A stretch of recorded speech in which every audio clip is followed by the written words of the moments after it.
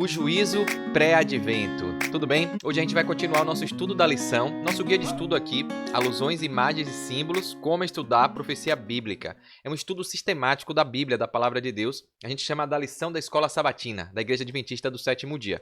E você que acompanha aqui, seja mais uma vez bem-vindo. Hoje, o tema de hoje, a gente vai dar continuidade a ontem, né, que a gente falou aí, do juiz de toda a terra. A gente está estudando essa semana para quem o fim tem chegado. Esse é o tema. Se você não está acompanhando, desde o sábado a gente começou esse tema. Está aqui no card, na descrição, nos comentários do vídeo. Pega o link aí para você ter acesso ao estudo todo, porque a gente está chegando no final. Só tem hoje aqui, amanhã, e a gente encerra essa semana, tá bom? Então fica comigo até o final desse vídeo, porque a gente vai aprender um pouquinho mais sobre profecia. Vai ser logo após a vinheta. Vale a pena, vale a nossa salvação.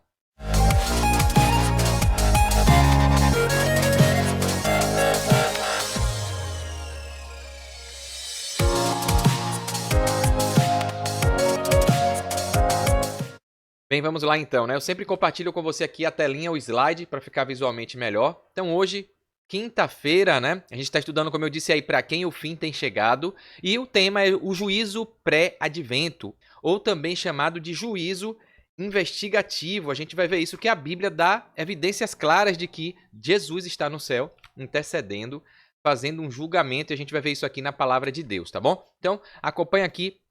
A introdução no guia já começa assim, ó. A descrição do juízo encontrada em Daniel, capítulo 7, apresenta um vislumbre por trás do véu. Uma oportunidade inspiradora de ver como Deus está resolvendo o problema do pecado enquanto redime os que desejam viver em aliança com Ele. Então perceba que Deus tem um plano, a gente já falou disso, né? Então Jesus de graça veio morrer por nós, se deu, né, para salvar o pecador. E a gente aqui agora precisa fazer a nossa parte de aceitar isso. E a gente demonstra isso na nossa obediência, né? Nas nossas obras. A gente vai ver isso aqui hoje também.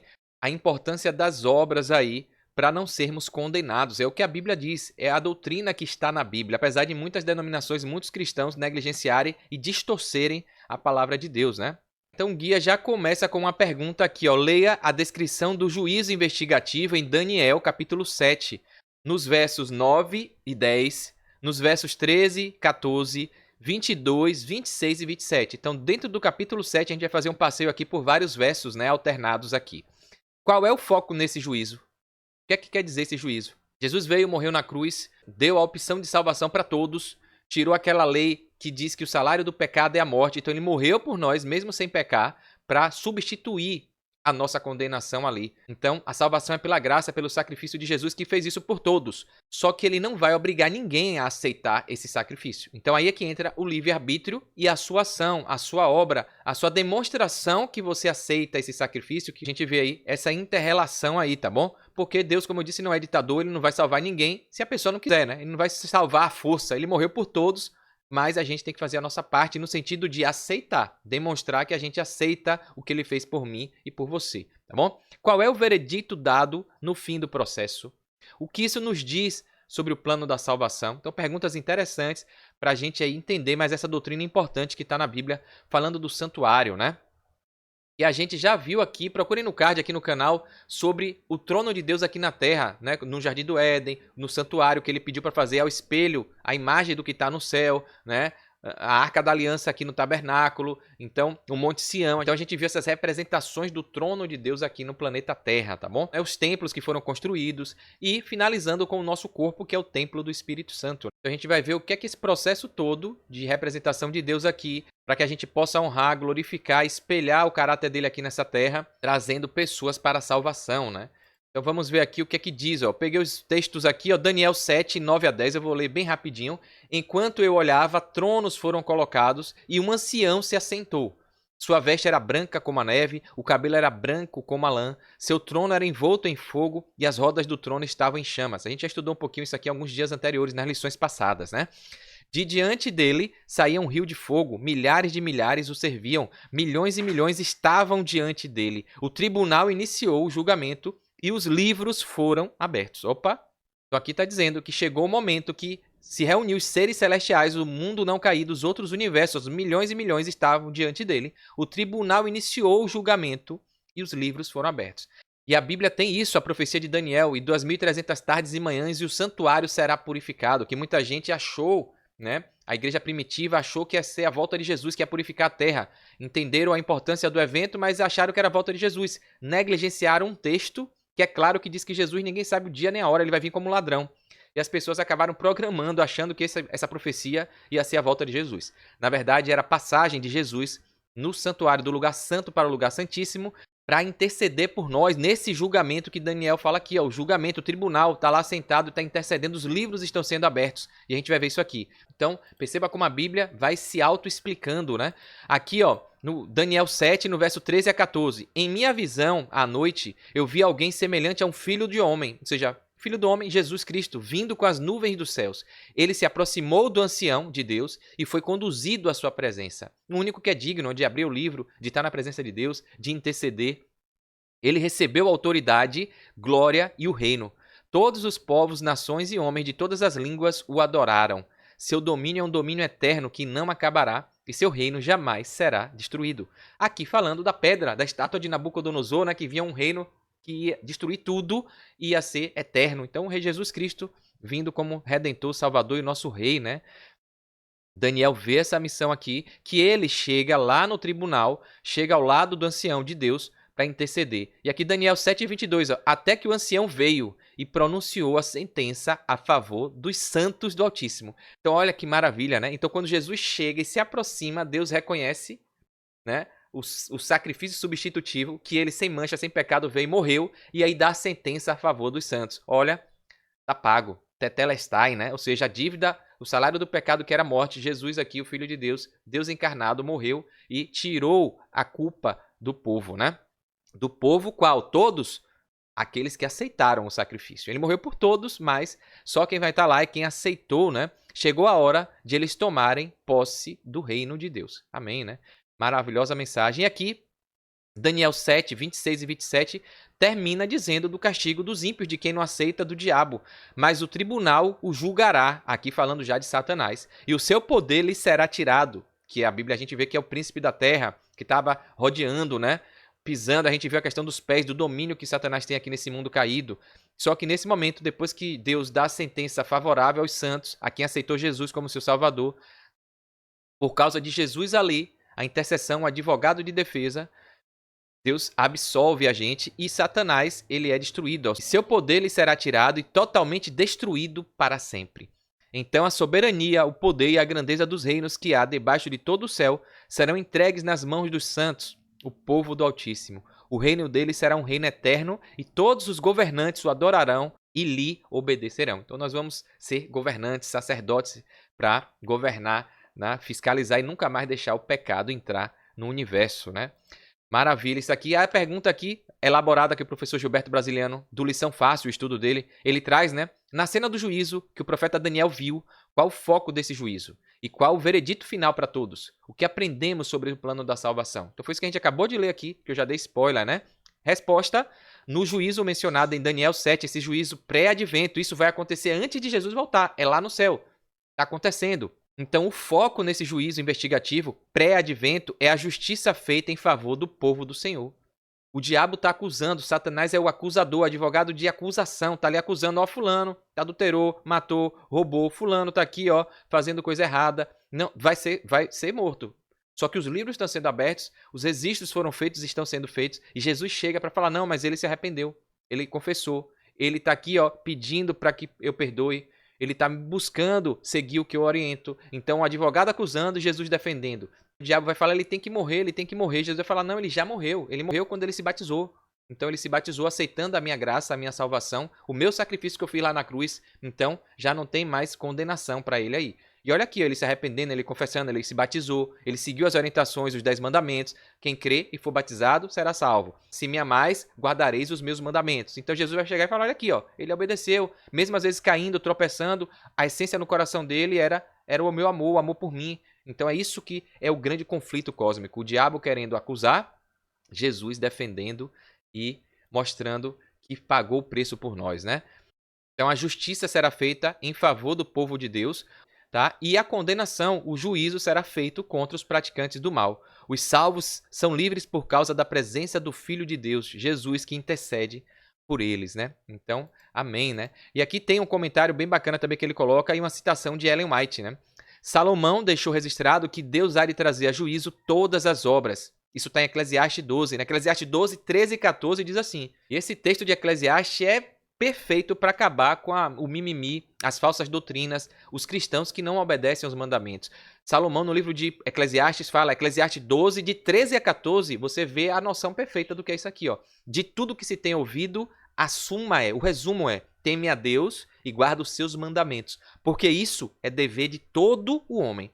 Porque Deus há de trazer a juízo todas as obras, até as que estão escondidas, quer sejam boas, quer sejam más. Então, isso está falando, está um paralelo com Daniel, com o dia do juízo investigativo, o julgamento que está acontecendo no céu. Por isso que as obras condenam. A salvação é pela graça, é em Jesus. Jesus que tem o mérito de salvar. Mas se a gente não aceitar ser uma nova criatura em Cristo, obedecendo às orientações dele, nós poderemos ser condenados pelas obras. Porque as obras vão refletir, vão dizer se você aceitou de verdade ou se foi de boca para fora. Por isso que todas as obras vão ser colocadas ali, quer sejam boas, quer sejam más. Então, um pouco aqui, com um pouco ali, a gente entende a mensagem clara da justificação pela fé, pela graça. Pela graça a gente é salvo. Entretanto, contudo, todavia, se você não demonstrar, não se tornar uma nova criatura em Jesus, não deixar o Espírito trabalhar em você, você pode ser condenado pelas suas obras. Então, é isso que o diabo vai falar. Olha aqui, ó, ele disse que aceitava, mas ele fez isso, fez aquilo, não se arrependeu, não confessou. Né? Não seguiu os mandamentos. E aí ele vai mostrar que a pessoa falou da boca para fora. E aí o desfecho pode não ser legal, né? Então, porque a demonstração do amor, da aceitação, é o seu comportamento, tá bom? Então aqui deixa claro isso, esse texto de Eclesiastes, né? Deus gosta de transparência em seus atos e julgará as pessoas por aquilo que está escrito nos livros. E aqui tem uma mensagem importante, né? Isso não é para Deus se convencer de nada, porque Deus é onisciente, sabe de tudo, não precisa, né? Mas é para responder as perguntas dos salvos, os questionamentos, a semente que o diabo plantou, que levou um terço com ele, de que Deus não era amor, não era bondade, não era justo. Então Deus vai deixar tudo isso acontecer, dar transparência a tudo para ninguém ficar com pulga atrás da orelha achando que ele foi injusto. Isso não é para Deus se convencer, mas é para responder as perguntas dos salvos, dos anjos e dos habitantes do universo. Deus quer que todos vejam tudo e avaliem se o seu juízo foi justo ou não. Isso pode ser visto no caso de Abraão, foi o que a gente estudou também nos dias anteriores aqui, né? Quando questionou a Deus sobre o juízo de Sodoma e Gomorra.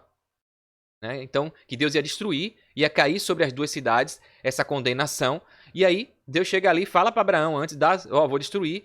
Abraão chega ali e aí, com ousadia, com terno amor pelo seu povo, seu familiar, ali pede, intercede. E aí, ele acaba vendo, sendo transparente, vendo o amor e a misericórdia de Deus. Então, suas perguntas a Deus foi uma oportunidade dele avaliar se Deus estava sendo justo ou não.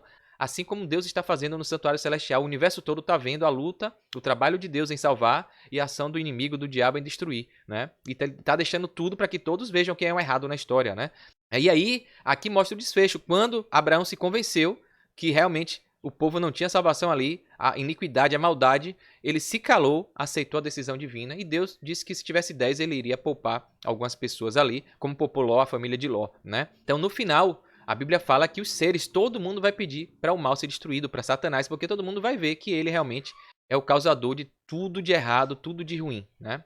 Então Ellen White escreve aqui, ó, o interesse e a ansiedade de Abraão por Sodoma são uma lição para nós, a fim de que tenhamos intenso interesse por aqueles que nos rodeiam.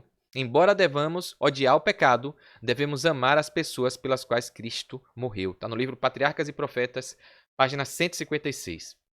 Então, bacana isso aqui, dá para a gente ter uma noção clara aí, né, do que é esse juízo investigativo que está acontecendo. É a porta da graça que ainda está aberta, que a gente pode se arrepender, pode se confessar. Os registros estão acontecendo lá no céu. E a gente vai ver isso aqui no guia, né? O guia traz o seguinte, ó. Eu coloquei aqui a resposta, né? O foco é julgar o povo de Deus, defendendo contra as acusações de Satanás. E no fim, a gente vai ver que Deus vai dar a sentença final a Satanás, vai destruir, para que a gente possa tomar posse novamente do reino eterno, né? Que Deus tinha dado a Adão e Eva no Jardim do Éden, né? Para governar aqui, subjugar a terra. E, infelizmente, o diabo usurpou isso.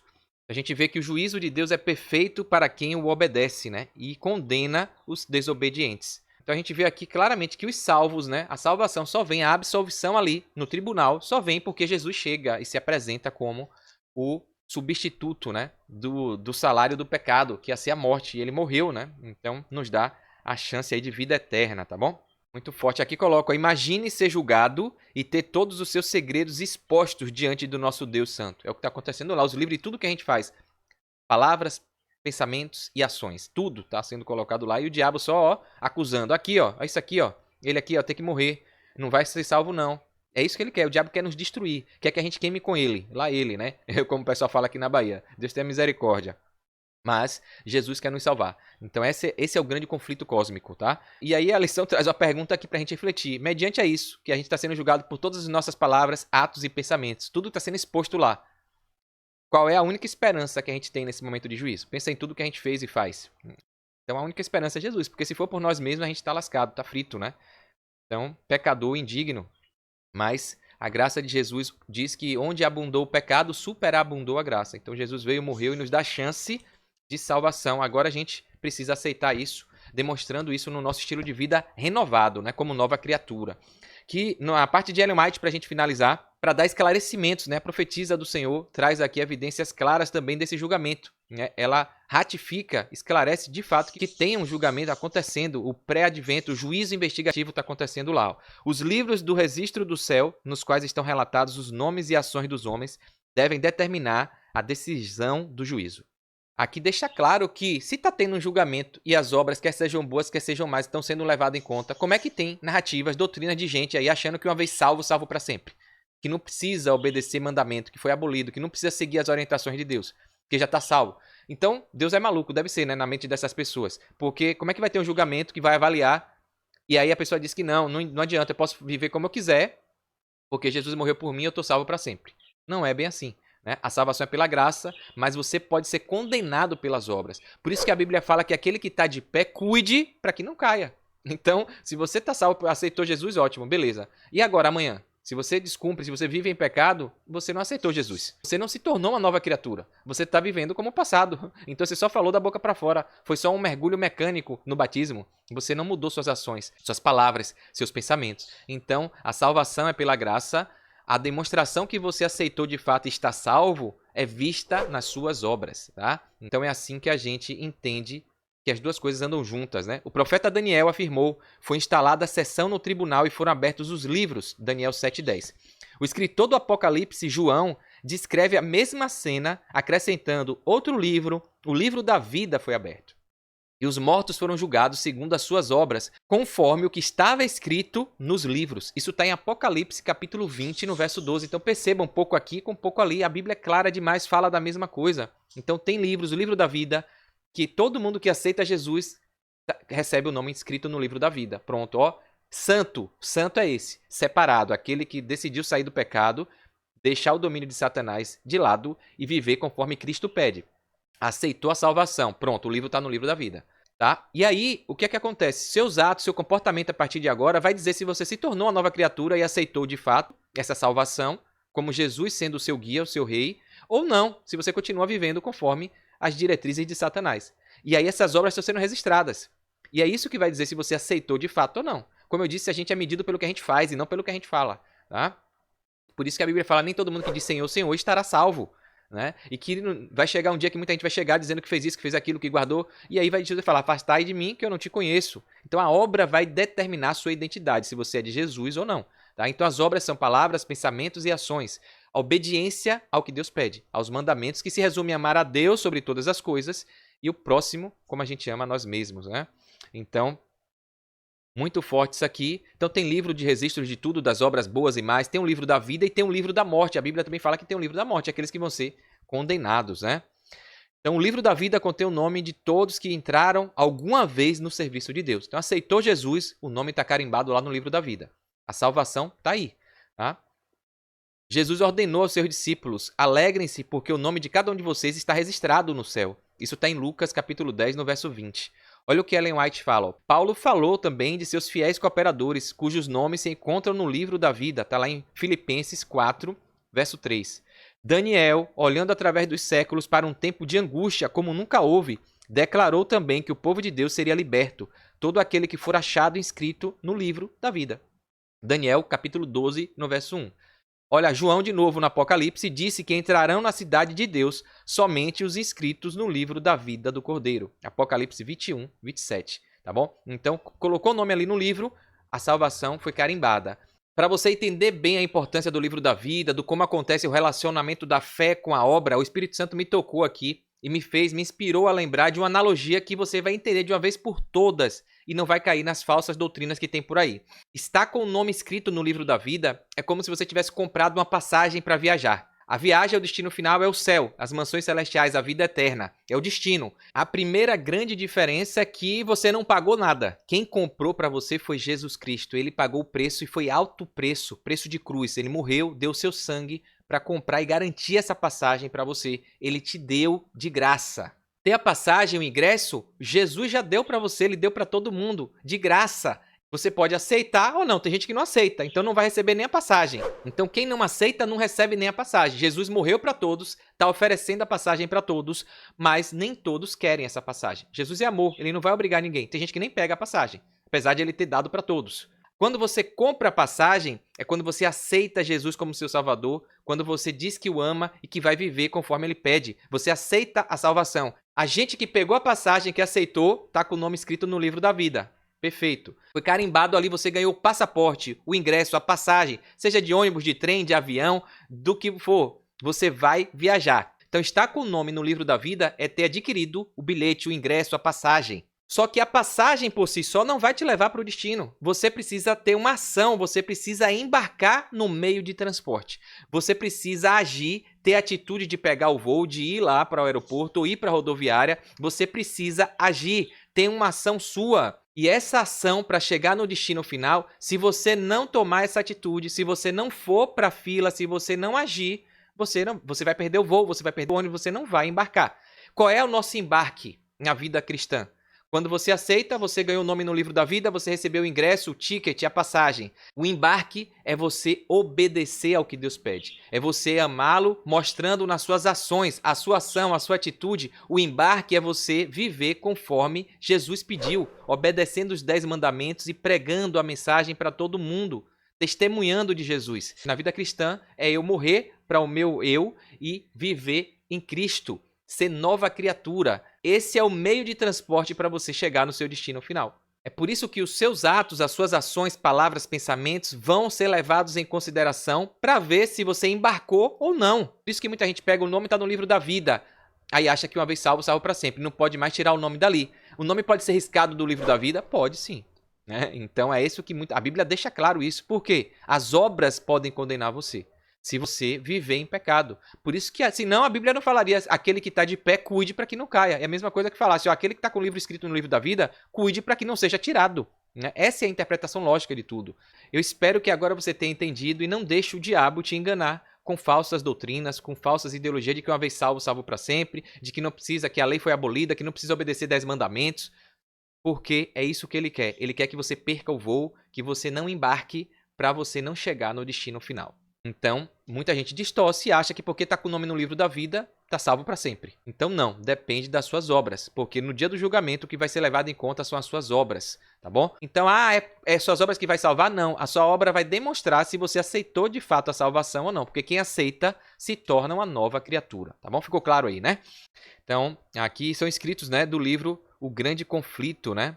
Enquanto Jesus intercede pelos súditos de sua graça, é o que está acontecendo hoje, a gente caindo, cai, levanta, né, se arrepende, confessa, Satanás está acusando diante de Deus como transgressor. Então a gente caindo, Satanás aí, ó, caiu, destrói. Aí Jesus, não, mas ele se arrependeu, ele confessou, olha aqui, ó. Então, grande enganador, o diabo, Satanás, o acusador, procura levar a gente ao ceticismo, fazendo a gente perder a confiança em Deus, separar-se de seu amor e violar a sua lei. Então, o diabo não vai vir com chifre feio, fazendo coisa errada. Ele vai vir com narrativas distorcidas, mentiras com verdades, distorções, fazendo as pessoas inventar justificativa, mimimi, para não obedecer o que Deus quer. A pessoa vai achar que está obedecendo a Deus e vai estar se desviando do que Deus quer, né? Então, ele vem com essas falsas doutrinas, falsos profetas, porque é isso. Parece que é verdade, parece que é de Deus. A Igreja Católica Apostólica Romana mudou as leis, mudou o tempo e as leis, mas é uma igreja que professa a Deus, que fala que é de Deus. Né? Muitos cristãos aí, denominações que se dizem cristãs, não seguem o que Jesus pediu para fazer, de que se ama ele, guarde os mandamentos, os 10 mandamentos de Deus, e o povo dizendo que não é para guardar sábado, que a lei foi abolida, que o Velho Testamento foi abolido. Já outros, como os judeus, dizem que Jesus não é o Messias, que o Novo Testamento não precisa, é só o Velho. Então perceba como o mundo, o diabo vai entrando dentro da igreja e fazendo o ser humano achar que está servindo a Deus, mas se distanciando, violando a lei e separando-se de Deus. E aí, o problema é que essas ações é que vão ser levadas em consideração no dia do julgamento, que Satanás vai chegar lá na hora e vai falar aqui, ó, enganei aqui, ó. Eles acharam que estava, mas não estava não. Então, ele vai enganar. Por isso que muitos, se possível, até os eleitos vão ser enganados, né? Então, você precisa estudar, precisa entender essa verdade. Então aqui a Ellen White coloca, ó, ele vai agora apontar o relatório da sua vida lá no céu, seu livro está tudo registrado, para pegar os seus defeitos de caráter e as dessemelhanças com Jesus, que desonra ao Redentor, o sacrifício de Jesus, os mandamentos que ele pediu para guardar, e todos os pecados que ele ostentou a cometer vão ser expostos ali. Por causa disso, ele vai reclamar você como súdito dele. Misericórdia, né? Então, preste atenção, né? O que é que está te fazendo resistir a obedecer os 10 mandamentos? O que é que está te fazendo resistir a viver uma vida sendo nova criatura? Demonstrando esse amor e essa aceitação. Então pense nisso, porque você está colocando alguma coisa na frente do que Deus pede. Alguma coisa está sendo o seu rei, o seu Deus, né? Você não quer seguir uma orientação por uma justificativa humana, uma tradição humana, querendo pegar texto fora do contexto para inventar pretextos de que não é para seguir, não é para obedecer. Então, que você não precisa fazer nada, que uma vez salvo, salvo para sempre. Então, é isso que o diabo quer que você pense, né? A salvação não é pelo que você faz, é por Jesus. Mas se você aceita de verdade e ama Jesus, você faz o que ele pede. E a confiança que a gente falou aqui ontem no estudo de ontem, né? É o pai falando, ó, se joga aí pro menino, né? E se joga. Quem confia, tem fé, se joga. E aqui, finalizando, Ellen White fala que Jesus não vai justificar o pecado de ninguém. Porque ele vem buscar pecador, ele vai falar, pecou mesmo, erraram, né? Mas ele vai apresentar o arrependimento, a fé, e reclamar o perdão para essas pessoas, porque ele morreu no lugar e falou, ele se arrependeu, ele confessou, ele mesmo não conseguindo, caindo, ele se levantava, ele queria no seu coração, ele queria obedecer, né? Então é por isso que só Deus julga os corações, porque ele sabe se a pessoa está pecando de propósito, né? Como resistência, de coração endurecido, ou se está pecando por realmente não conseguir vencer essa força maligna, né? Mas se arrependendo como Davi se arrependeu ali, né? Fazia o erro e depois que pedia até a morte, me perdoe, se arrependia genuinamente de corpo e alma, confessava. E foi tido o homem como segundo o coração de Deus, né? Então, Jesus ergue as mãos feridas perante o Pai e os santos anjos, dizendo, eu os conheço pelo nome, gravei-os na palma de minhas mãos. Sacrifício agradável a Deus é o espírito quebrantado, coração quebrantado e contrito, não desprezarás, ó Deus. E aí, isso está no Salmo 51, 17. E aí Deus vai ver que realmente Jesus tem razão, né? E aí vai dar a absolvição para esse que se arrependeu de coração, coração quebrantado, que reconhece que buscou seguir, mesmo às vezes não conseguindo, né? Ao acusador de seu povo, declara ao Satanás que o Senhor te repreenda, Satanás. Que o Senhor que escolheu Jerusalém o repreenda. Então Cristo vestirá a gente, seus fiéis, com sua própria justiça, para que possa apresentá-los ao seu Pai, como igreja gloriosa, sem mancha, sem ruga, nem coisa semelhante. Isso está em Efésios 5, 27. Seus nomes, os nossos nomes, né? Permanecerão registrados no livro da vida. E está escrito com relação a essas pessoas que manterão o nome ali no livro da vida. Andarão comigo, vestidas de branco, pois são dignas. Isso está em Apocalipse 3, verso 4, né? Então isso tudo que Ellen White coloca aqui está no livro O Grande Conflito, página 405, 406, né? Amém, né? Então é isso. A verdade está aí, o julgamento está acontecendo. As nossas obras que estão sendo avaliadas, mesmo a gente que já aceitou Jesus, a gente precisa demonstrar aqui nessa terra, para todo o universo, e Satanás, que é o grande acusador, entenda que a gente, mesmo caindo, a gente está aqui para servir a Deus, ter Deus como nosso guia, nosso Redentor, nosso Salvador, né?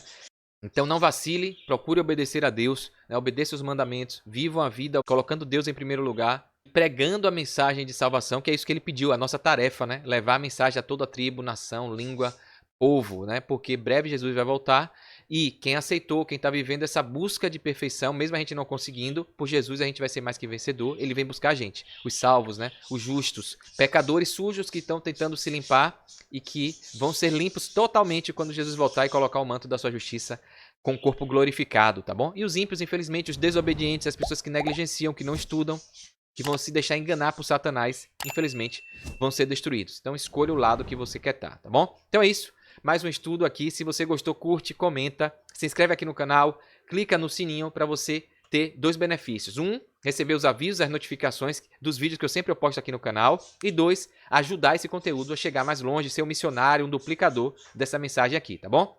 Então não custa nada, vai ser rapidinho. Curte aí, comenta, escreve o que você achou desse estudo. E eu aguardo você no próximo amanhã pra gente finalizar a semana, tá bom? Então é isso. Um forte abraço, sucesso e fique com Deus.